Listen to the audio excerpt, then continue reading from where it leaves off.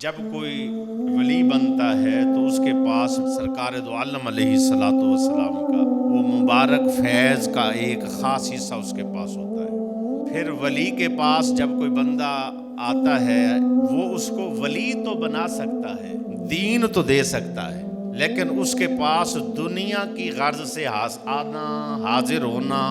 دنیا کی محبت لے کر آنا اور صرف دنیاوی مقصد کے لیے آنا، یہ منصب نبوت کے اور منصب ولایت کے خلاف ہے۔ صرف ایک ہی مشن ہے،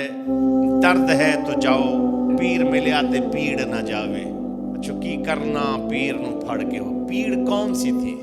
یہ پیڑ یہی تھی کہ ٹک ٹک کر روٹی تھوڑا ہے، پیڑ یہی تھی کہ مال میں کمی ہے، پیڑ یہی تھی کہ اولاد نہیں ہے، پیڑ یہی تھی کہ فلاں فلاں فلاں مسئلے میں کمی ہے، نہیں۔ سب سے بڑی تکلیف دہ چیز بندہ مومن مسلمان کے لیے ہے کہ وہ اللہ کے قرب سے دور ہے، اللہ کی محبت سے پیچھے ہے، حضور صلی اللہ علیہ وسلم کی اس کو غلامی میسر نہیں ہے،